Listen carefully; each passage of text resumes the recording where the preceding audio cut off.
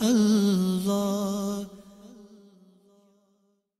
الحمدللہ رب العالمین والصلاة والسلام علی سید المرسلین، اما بعد فاعوذ باللہ من الشیطان الرجیم، بسم اللہ الرحمن الرحیم۔ الصلاة والسلام علیک یا رسول اللہ وعلی آلک واصحابک یا حبیب اللہ۔ الصلاة والسلام علیک یا نبی اللہ وعلی آلک واصحابک یا نور اللہ۔ میٹھے میٹھے اسلامی بھائیوں اور مدنی چینل کے ناظرین، سلطان دو جہان مدینہ کے سلطان صلی اللہ تعالی علیہ وآلہ وسلم کا فرمان رحمت نشان ہے۔ بے شک اللہ عز و جل نے ایک فرشتہ میری قبر پر مقرر فرمایا ہے جسے تمام مخلوق کی آوازیں سننے کی طاقت عطا فرمائی ہے۔ پس قیامت تک جو کوئی مجھ پر درود پاک پڑھتا ہے تو وہ فرشتہ مجھے اس کا اور اس کے باپ کا نام پیش کرتا ہے کہ فلاں بن فلاں نے آپ پر اس وقت درود پاک پڑھا ہے۔ سبحان اللہ عز و جل۔ درود شریف پڑھنے والا کس قدر خوش نصیب ہے کہ اس کا نام مع ولدیت بارگاہ رسالت صلی اللہ تعالی علیہ وآلہ وسلم میں پیش کیا جاتا ہے۔ بے نشانوں کا نشان مٹتا نہیں، مٹتے مٹتے نام ہو ہی جائے گا۔ صلو علی الحبیب صلی اللہ تعالی علی محمد۔ میرے میٹھے میٹھے اسلامی بھائیوں، ابھی آپ نے اس فرشتے کی قوت سماعت کا عالم سنا جو دربار مصطفیٰ صلی اللہ تعالی علیہ وآلہ وسلم میں حاضر ہے۔ تو جب یہ شان ہے خدمت گاروں کی، سرکار کا عالم کیا ہوگا؟ میرے میٹھے میٹھے اسلامی بھائیوں، بات چل رہی تھی کانوں کی، قوت سماعت کی۔ اللہ تبارک و تعالی اپنے انبیاء علیہم السلام کو ایسی قوت سماعت عطا کرتا ہے کہ ہم عام عوام اس کا سوچ بھی نہیں سکتے۔ آئیے میں آپ کو حضرت سلیمان علیہ السلام کی قوت سماعت کا ایک بہت ہی دلچسپ اور مختصر واقعہ سناتا ہوں۔ چنانچہ ایک مرتبہ حضرت سیدنا سلیمان علی نبینا علیہ السلام جن و انس نے جنوں اور انسانوں وغیرہ اپنے تمام لشکروں کو لے کر طائف یا شام میں وادی نمل سے گزرے، جہاں چیونٹیاں بکثرت تھیں۔ تو چیونٹوں کی ملکہ جو مادہ اور لنگڑی تھی، اس نے اپنی تمام چیونٹیوں سے کہا، اے چیونٹیوں، تم سب اپنے اپنے گھروں میں چلے جاؤ، ورنہ حضرت سلیمان اور ان کا لشکر تمہیں بے خبری میں کچل ڈالے گا۔ چیونٹی کی اس تقریر کو حضرت سیدنا سلیمان علی نبینا علیہ السلام نے 3 میل کی دوری سے سن لیا اور آپ مسکرا دیے۔ میرے میٹھے میٹھے اسلامی بھائیوں، یہ ہے قوت سماعت، یہ ہے طاقت سماعت جو اللہ تبارک و تعالی اپنے پیاروں کو عطا کرتا ہے۔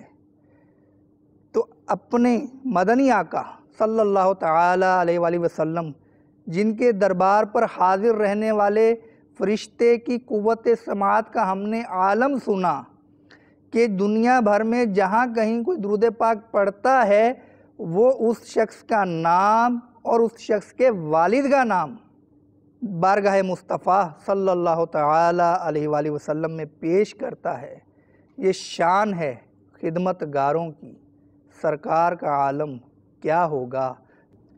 اعلیٰ حضرت عظیم المرتبت مجدد دین و ملت حضرت علامہ مولانا مفتی شاہ امام احمد رضا خان علیہ رحمت الرحمن شان میں عرض کرتے ہیں، دور و نزدیک کے سننے والے وہ کان، کان لعل کرامت پہ لاکھوں سلام۔ ہمارے نبی پاک صلی اللہ تعالی علیہ وآلہ وسلم کی سماعت کا کیا عالم تھا۔ ایسی قوت اللہ تبارک و تعالیٰ نے سننے کی بھی عطا کی تھی کہ آپ دور اور قریب کی آوازیں یکساں سنتے تھے۔ چنانچہ ترمذی شریف کی حدیث پاک ہے، ابن ماجہ میں بھی نقل کی گئی کہ حضرت سیدنا ابو ذر غفاری رضی اللہ تعالیٰ عنہ فرماتے ہیں کہ حضور صلی اللہ تعالیٰ علیہ وآلہ وسلم نے فرمایا کہ بے شک میں دیکھتا ہوں جو تم نہیں دیکھتے، میں سنتا ہوں جو تم نہیں سنتے۔ تو حضرت ابو ایوب انصاری رضی اللہ تعالیٰ عنہ فرماتے ہیں کہ حضور صلی اللہ تعالیٰ علیہ وآلہ وسلم نے جب شام کے وقت نکلے تو ایک آواز سنی، ارشاد فرمایا، بخاری شریف کی روایت ہے، یہود تعذب فی قبورہا، کہ یہودیوں کو ان کی قبروں میں عذاب ہو رہا ہے۔ میرے میٹھے میٹھے اسلامی بھائیوں، ایک اور سنیے مستدرک کی روایت کہ حضرت سیدنا عبداللہ بن عباس رضی اللہ تعالیٰ عنہما یہ روایت کرتے ہیں کہ ہم حضور پر نور صلی اللہ تعالیٰ علیہ وآلہ وسلم کی خدمت اقدس میں حاضر تھے کہ اچانک نبی پاک صاحب الاولاق صلی اللہ تعالیٰ علیہ وآلہ وسلم نے اپنا سر مبارک اٹھا کر فرمایا، وعلیکم السلام ورحمۃ اللہ۔ تو حاضرین نے عرض کی کہ یا رسول اللہ صلی اللہ تعالیٰ علیہ وآلہ وسلم، آپ نے کس کو سلام کا جواب دیا ہے؟ فرمایا، جعفر بن ابی طالب فرشتوں کی ایک جماعت کے ساتھ اوپر سے گزرے ہیں، انہوں نے مجھے سلام کیا جس کا میں نے جواب دیا۔ میرے میٹھے میٹھے اسلامی بھائیوں، یہ تھے ہمارے نبی پاک صلی اللہ تعالیٰ علیہ وسلم کی سماعت کا عالم، کہ آپ کو کیسی اللہ تبارک و تعالیٰ نے سماعت عطا کی تھی۔ تو بات چل رہی تھی کہ اللہ تبارک و تعالیٰ نے ہمیں کان کی نعمت سے نوازا، قوت سماعت کی نعمت سے نوازا۔ ہمارے اکابرین، ہمارے بزرگان دین کس طرح اس کان اور دیگر جو نعمتیں ہیں ان کا احساس دلایا کرتے تھے۔ چنانچہ منقول ہے کہ ایک شخص کسی بزرگ کی خدمت میں حاضر ہوا اور اپنی غربت کی شکایت کی۔ انہوں نے اسے اللہ عز و جل کی عنایت کردہ نعمتوں کا احساس دلانے کے لیے ارشاد فرمایا، کیا تم اس بات کے لیے تیار ہو کہ اپنی آنکھ دے دو اور 10,000 درہم لے لو؟ اس نے عرض کی، ہرگز نہیں۔ فرمایا، اچھا عقل دے دے اور 10,000 درہم لے لے؟ عرض کی، کبھی نہیں۔ فرمایا، اچھا اپنے ہاتھ دے دے اور 10,000 درہم لے لے؟ عرض کی، کسی صورت میں نہیں۔ فرمایا، اچھا اپنے کان دے دے اور 10,000 درہم لے لے؟ اس نے عرض کی، یہ بھی گوارا نہیں۔ فرمایا، اچھا اپنے پاؤں دے دے اور 10,000 درہم لے لے؟ اس نے عرض کی، یہ بھی قبول نہیں۔ اس پر انہوں نے ارشاد فرمایا کہ بھلے مانس، 50,000 درہم کا مال تیرے پاس موجود ہے تو پھر بھی اپنی مفلسی یعنی غربت کا شکوہ کر رہا ہے۔ واقعی میرے میٹھے میٹھے اسلامی بھائیوں، ہمارے بزرگان دین ایسی تربیت فرماتے تھے، گویا کہ انسان کے دل کا سی ٹی اسکین کر دیتے تھے کہ تم جو کہہ رہے ہو ذرا سوچ تو لو، کیا کہہ رہے ہو؟ وہ شکوہ کرنے گیا تھا کہ غربت ہے۔ آپ نے اسے سمجھایا کہ تمہیں نعمتیں ملی ہوئی ہیں، صرف جسم کی چند نعمتوں کا احساس کر لو تو یوں سمجھ لو گویا کہ 10,000 درہم تو فی زمانہ ہم یوں لگا لیں کہ جو ہمارے اسلامی بھائی مالی طور پہ کمزور ہیں اور وہ دل کے اندر کوڑتے رہتے ہیں کہ ہمارا گزارا نہیں ہوتا، ہمارے پاس کچھ نہیں ہے۔ یہ کس نے کہہ دیا آپ کے پاس کچھ نہیں ہے؟ کیا آپ کے پاس سلامت ہاتھ نہیں ہے؟ کیا اللہ تعالیٰ نے آپ کو آنکھ کی نعمت سے نہیں نوازا؟ اللہ تبارک و تعالیٰ نے آپ کو سننے کی طاقت نہیں دی؟ اللہ تعالیٰ نے آپ کو پاؤں نہیں دیے چلنے کے لیے؟ ان نعمتوں کے چھن جانے کی صورت میں اگر ہر نعمت کے بدلے ہمیں زیادہ نہیں تو صرف 1 لاکھ روپے دینے پڑیں، آپ بتائیے کہ ہم ادا کر پائیں گے؟ اللہ تعالیٰ نے ہمیں یہ نعمتیں مفت میں عطا کی ہیں۔ یہ نعمتیں ہم نے اپنے رب عز و جل سے طلب نہیں کی تھی، یہ تو پیدائش میں ہی ہمارے ساتھ آئیں، تو یہ چیز بن مانگے ملی۔ لگتا یوں ہے کہ اس کی قدر اس لیے ہم نہیں کر پاتے۔ اس کی قدر ان سے پوچھئے جو سماعت سے محروم ہیں۔ جی ہاں، جو سننے سے محروم ہوتا ہے اس کی پریشانی کا اندازہ لگانے کے لیے آپ کا واسطہ کبھی کسی ایسے شخص سے پڑا ہو جس کی زبان آپ کو نہ آتی ہو۔ آپ کو صرف اردو آتی ہے، آپ کو صرف انگلش آتی ہے، آپ کو صرف عربی آتی ہے۔ اگر آپ کا واسطہ کسی فارسی بولنے والے سے پڑ جائے تو آپ کو سمجھ آئے گی؟ سنا جا رہا ہے، کچھ بولا جا رہا ہے، الفاظ بھی کان میں آ رہے ہوں گے کہ ہاں کچھ آواز آ رہی ہے، وہ کیا کہہ رہا ہے یہ ہم نہیں سمجھ پائیں گے، تو ہم بہرے ہیں اس شخص کے حق میں جس کی زبان ہمیں نہیں آتی۔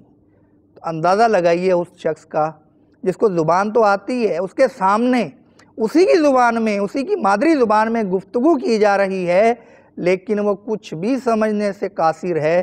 کیوں؟ اس کو سنائی نہیں دے رہا۔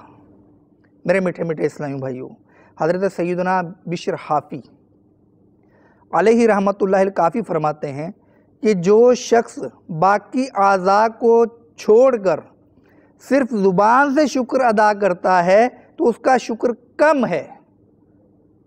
زبان سے شکر ادا کرنا یقیناً شکر ہے، لیکن آپ کا مدنی ذہن، آپ کی سوچ مرحبا فرماتے ہیں زبان سے صرف شکر ادا کرنا یہ کم ہے، کیونکہ آنکھ کا شکر یہ ہے کہ اگر اچھی چیز دیکھے تو اسے یاد رکھے اور بری چیز دیکھے تو پردہ پوشی کرے، اور کان کا شکر یہ ہے کہ اگر اچھی بات سنے تو اسے یاد رکھے اور بری سنے تو اسے بھول جائے، اور ہاتھوں کا شکر یہ ہے کہ جو ان سے پکڑے یا دے، یعنی کسی سے کوئی چیز لے یا دے وہ حق ہو، اور پیٹ کا شکر یہ ہے کہ وہ اسے علم و حلم سے پر کرے، اور شرمگاہ کا شکر یہ ہے کہ اس سے صرف مباح کام کرے، اور پاؤں کا شکر یہ ہے کہ اس سے صرف نیک کام کی طرف جائے، اور جو ایسا کرے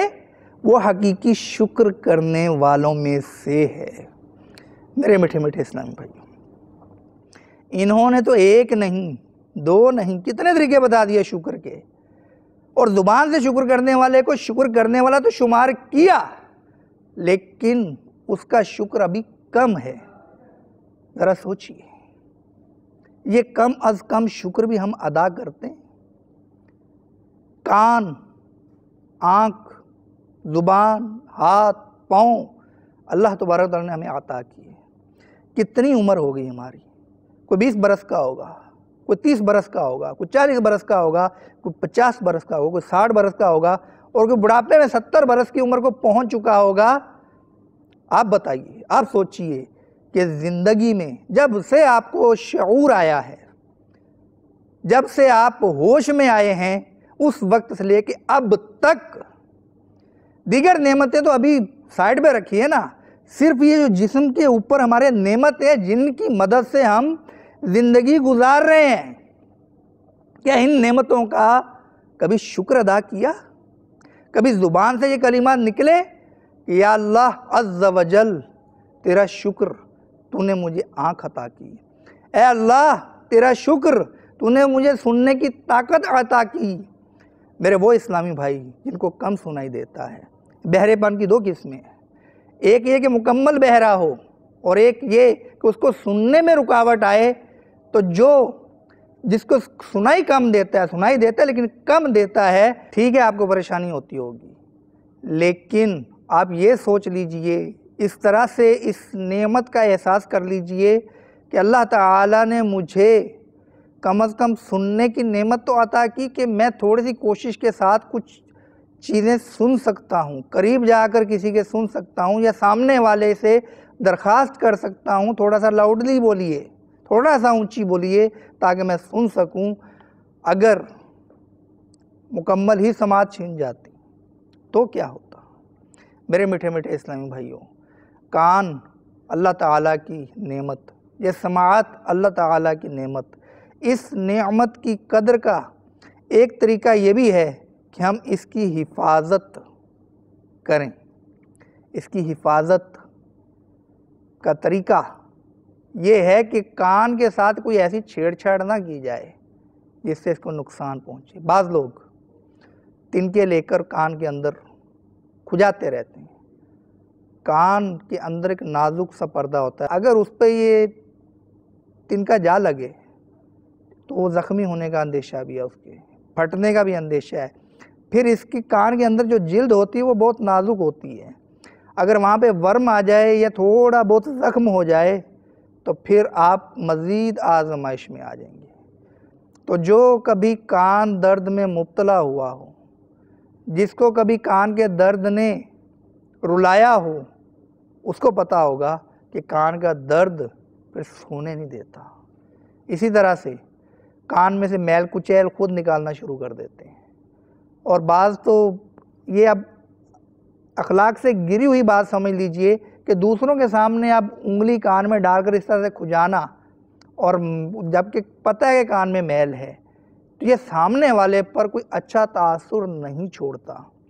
آپ کے صفائی پسند ہونے کے تاثر میں کچھ کمی آ جاتی ہے کہ یار یہ کیسا شخص ہے۔ تو ٹھیک ہے، آپ کو کھجانا ہے تو دوسروں کے سامنے کھجانا شرط ہے کیا؟ آپ دوسروں کے سامنے کھجا کر کیوں اپنے آپ کو ڈیگریڈ کرتے ہیں؟ جی ہاں، تو میرے میٹھے میٹھے اسلامی بھائیوں، کانوں کی مختلف بیماریاں ہیں، ان میں پھنسی بھی نکل آتی ہے، کبھی پیپ نکلتی ہے، کبھی ایسا بھی ہوتا ہے خون نکلتا ہے، لیکن ان سب صورتوں میں اس کا علاج خود کرنے کی کوشش نہ کریں۔ بسا اوقات کان کی دوائی کوئی گھر میں ہوتی ہے وہ ڈال دیتے ہیں۔ اب دوائیوں کی مختلف خاصیتیں، مختلف ان کے کام، اب بعض دوائیاں کسی مرض کے لیے ہوتی ہیں، بعض دوائیاں کسی مرض کے لیے ہوتی ہیں۔ اگر آپ ہر مرض میں خود ہی ڈاکٹر بننا شروع کر دیں گے تو پھر کان کا بنے کیا؟ یہ بہت نازک مشینری ہے۔ آپ کے گھر میں اگر کمپیوٹر ہو اور آپ کو ٹھیک کرنا نہ آتا ہو، آپ ہاتھ لگائیں گے اس کو؟ آپ کہیں گے نہیں بھائی یہ مہنگی چیز ہے، خود کھولوں گا تو خراب ہو جائے گی۔ یار یہ مہنگی چیز دنیا کی بنی ہوئی چیز ہے، اس کو اگر خراب کوئی ہو بھی گئی تو یہ باہر ہی ہے۔ یہ مشینری اگر خراب ہو گئی نا پھر بقیہ عمر کیسے گزرے گی؟ کبھی سوچا؟ تو ڈاکٹر سے رجوع کیجئے۔ اور بہت سارے علاج ایسے ہوتے ہیں، یہ گھریلو ٹوٹکے جن کو کہا جاتا ہے، کہ جن سے فائدہ ہوتا ہے، لیکن اس کو کب استعمال کرنا ہے اس کے لیے مشورہ کر لینا کسی طبیب سے یہ بہتر ہوتا ہے۔ ایک علاج، گھریلو علاج، جو امیر علیہ سنت حضرت علامہ مولانا محمد الیاس عطار قادری دامت برکاتہ العالیہ کی تالیف ہے، اس میں نقل کیا گیا کہ کان کے درد کے دو علاج، خالص شہد یا تلسی کا تیل، اس کے چند قطرے کان میں ٹپکانے سے انشاءاللہ عز و جل کان کے درد میں راحت ملے گی۔ اسی طرح سے ادرک کے رس کا ایک قطرہ کان میں ٹپکانے سے درد و کسک انشاءاللہ عز و جل دور ہوں گے۔ کان میں اگر کیڑا گھس جائے تو کان میں سرسوں کا تیل ڈالنے سے وہ کیڑا مر جائے گا، لیکن یہ علاج اپنے طبیب کے مشورے سے کریں۔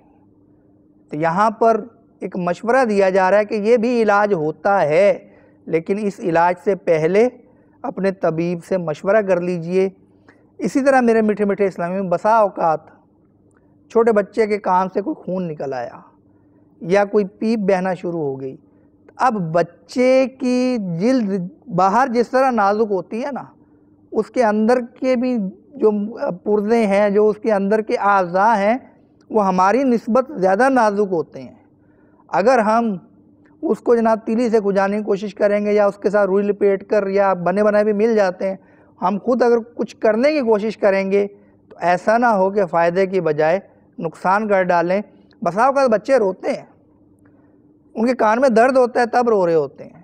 اس کی علامت یہ بیان کی جاتی ہے کہ جب بچہ روئے اور کان کو بار بار ہاتھ لگائے تو پھر یہ ایک نشانی ہے کہ اس کے کان میں درد ہے. آپ کانوں کے ڈاکٹر سے رجوع کیجئے, آپ کسی ماہر طبیب سے رجوع کیجئے, وہ آپ کے بچے کا علاج کرے گا. خود علاج کرنے کی کوشش نہ کریں. میرے میٹھے میٹھے اسلامی بھائیوں, کانوں کی حفاظت کے تعلق سے, اچھا یہ کان میں دوائی ڈالنا, اب زید کو ایک ڈاکٹر نے ایک دوائی لکھ کے دے دی کہ آپ یہ ڈالیں. اب اس کا بھائی ہے بکر, وہ بھی یہی دوائی اٹھاتا ہے اور اپنے کان میں ڈالتا ہے کہ جناب میرے بھائی کو اس سے آرام آیا تھا تو مجھے بھی اس سے آرام آ جائے گا. تو یاد رکھیے کبھی کبھی ایسی غلط فہمی ہوتی ہے کہ لینے کے دینے پڑ جاتے ہیں. جی ہاں, میں آپ کو ایک سچا واقعہ بتاتا ہوں. ایک نوجوان اپنے کان کی دوائی لے کر آیا اور وہ دوائی اس نے کان میں ڈالنے کے بعد ایک جگہ رکھی. تھوڑی دیر بعد اس نے دیکھا کہ اس کا چھوٹا ماموزاد بھائی وہ ایک دوائی کی شیشی اپنے ہاتھ میں لیے گھر کے صحن میں گھوم رہا ہے. تو اس نے کہا کہ یہ تو میری دوائی ہے, تمہیں کہاں سے ملی؟ وہ فوراً اس سے دوائی پکڑی. اب دوائی ڈالنے کا ٹائم ہو چکا تھا.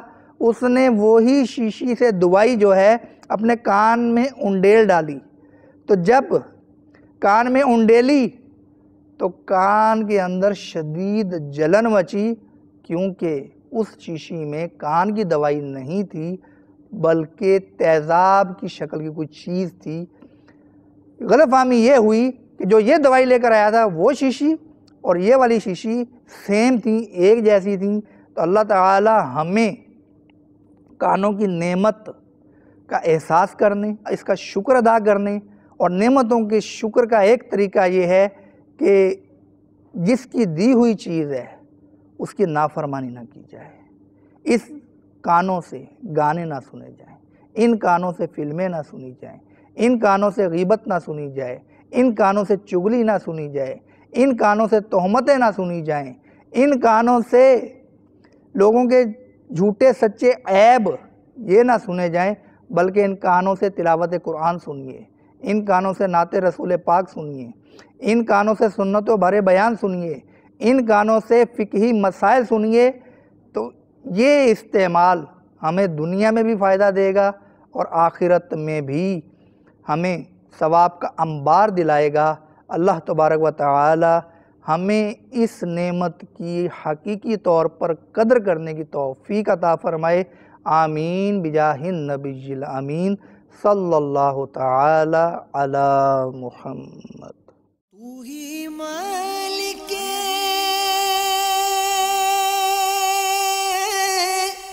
بحر و بر یا اللہ یا اللہ, تو ہی خالق جن و بشر ہے یا اللہ.